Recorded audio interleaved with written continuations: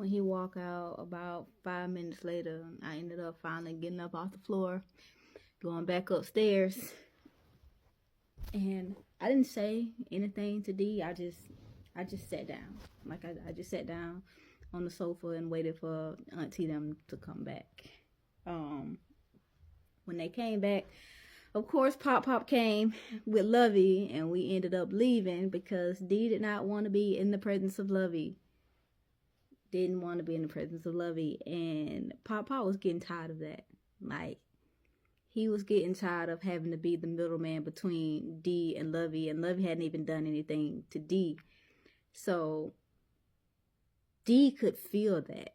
So on the way home, D was expressing how much he didn't like that his dad was choosing that bitch over his sons. Like, oh, he choosing that bitch over me, over my brothers. Just like, yo, everything that she wants, she gets. Like, I ain't never seen him so pussy whipped before. And in my head, I'm just like, that woman ain't did shit to you. Like, I don't understand at all, but what the fuck ever, yo. Like, whatever at this point.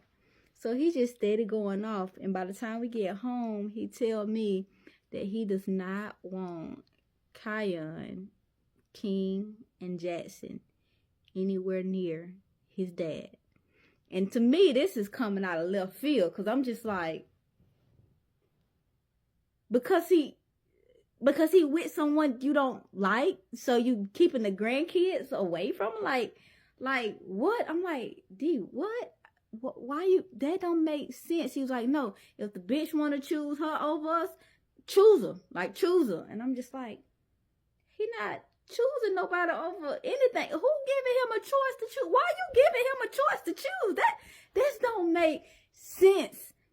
But he was adamant. He looked me in my face and he was just like, you are not allowed to take my kids nowhere near that man in his house. Do you hear me? And I'm just like, okay.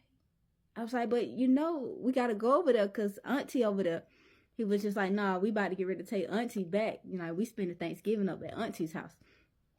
And I'm like, oh, okay. She's like, yeah. So after that, I've had to keep the kids away from Pop and Lovey. Like, I got a tracker on my car. D do my every move. We were sitting out right before Thanksgiving. We were sitting down doing the finances because at this time, he wasn't working at Anytime Fitness anymore. We had that contract at Smitty's gym. He was training his clients out of there, or he was going to their houses and training them at their houses. Like, we were doing that whole thing. So our money started to look a little funny. Because I'm just like, we no longer had my income, but we still had all of our expenses. So I'm talking to D about our financial situation that we're in right now. I was just like, look, we staying afloat, but either we're gonna have to pick up some more clients or we're gonna have to do something, because like we starting to get in the red. Like, we starting to get in the red, and like, I can always get a job. He was like, you in the middle of your treatments. He was like, how about this?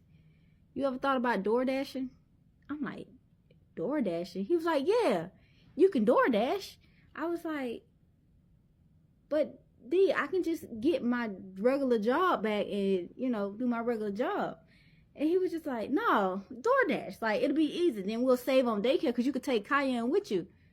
I was like, you want me to DoorDash with a baby and go through my radiation treatments too? I thought I wasn't supposed to be working. Like, what? But I'm DoorDashing? He was like, look, you can pick your own schedule. Like, I'm pretty sure you can make it work. Like, yeah, you just DoorDash. So I set myself up to start DoorDashing. And in the process of that, D was getting heat from his old boss because she had some gym equipment that went missing that was supposed to be accounted for the leasing agent, the people that she was renting from. She was going to sell them some of the equipment to help cut down her cost of the move out. But D had took it. All of the equipment that she was looking for was in our basement. So he's going back and forth with her about this equipment that he don't have. Like writing these long paragraphs and just going back and forth with her. Said like it was a big mess. And the whole time I'm sitting there like, I gotta go through radiation treatment because my radiation treatment was about to get ready to start.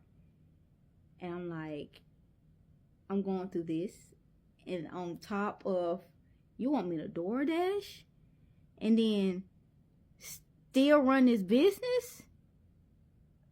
But I'm DoorDashing with Kion, so that means I gotta pull Kion out of daycare and deal with Kion all day.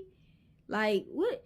This none of this is making sense. Like, if I was gonna work, I should have just kept my job. Like, this don't make sense at all. So we sitting there talking. He was just like, how about this? Like, let's figure out what we can do with our business credit. I was like, okay. I've been doing some diving into the business credit. There's this card that we can get that we should be approved for, but you're going to have to be the guarantor on it. Because in my mind, I'm like, I'm not putting my name on shit else, nigga. Hell no. We using your damn credit. Fuck that. So he was just like, okay, we can do it. So it was called the Capital on Tap card. It's a business credit card. You apply for it using your EIN, but you got to have a personal guarantee. He was the personal guarantee on using his social. We got approved for $15,000 on this credit card. But the good thing about this credit card is that you do not have to pay the balance in full at the end of the month. Like some credit cards, some business credit cards, you have to pay the full balance at the end of the month. You didn't have to pay with the Capital on Tap card. All you had to pay was 10% of whatever balance was on that card. So if you had $1,000 balance on that card at the end of the month, your payment at the end of that month was $100. That's if you wanted to make a minimum payment. The minimum payment was always 10%. So I'm just like, okay, we can handle this. We got approved for it. He was excited that we got approved for it. Because like, okay, so now that we got this, how about we pay our rent with the credit cards, and then we save my money, and then you still be doing your investing, and the DoorDash can go into your investment. Like, he had a whole plan for my damn money. Like, he had it written out. And, like, and then we need to figure out how we can get more capital for the business. And I was just like, well, D, we gonna need a business plan. Like we need a business bank account. We need a business plan. Like, we just started that business bank account that we got approved with Capital on Tap. So I'm surprised that our Chase bank account worked, because we literally had just started it, because I had been telling him for the longest we need to get the business bank account. But no, he wanted to funnel everything out of his Navy Federal. But then when he finally decided to listen to me, we got our business bank account, and boom, we in business. All of our money is going into that account so we can show our stream of income. Yes. So I was just like, look, we can do the whole the business thing. We can try to get capital, but ain't no banks gonna approve us of anything if we don't have a business plan. Like, we can't just go on the bank and say, hey, we got a business, give us some money. I'm like, no, we gotta come up with a business plan. He was like, well, I don't know how to make no business plan. I was like, I don't know how to make a business plan either. And he was like, well, you better at trying to figure out how to make the business plan than me making a business plan. So, you guessed it. I figured out how to make a business plan. And I started on this business plan.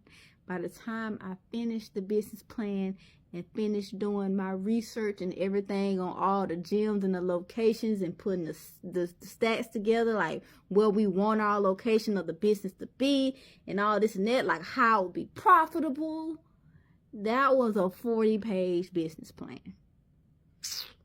But I got it done because we needed it for the business. On top of going through my radiation treatment, on top of taking care of these kids, on top of doing everything for the business as far as like running the website, making sure people got their payments in, getting new clientele, making the videos, like doing all these leads. going to the gym so that I can get footage of him working out with these people. On top of doing everything, I did a 40-page business plan, complete with stats. I was so proud of myself, like so proud of myself. D came home that day when I completed that business plan, and I showed it to him, and he looked at me and was like, you know what? You got a lot on your plate. A lot on your plate. So I was thinking, I'm about to hire this guy to run the website so we can take that off your plate.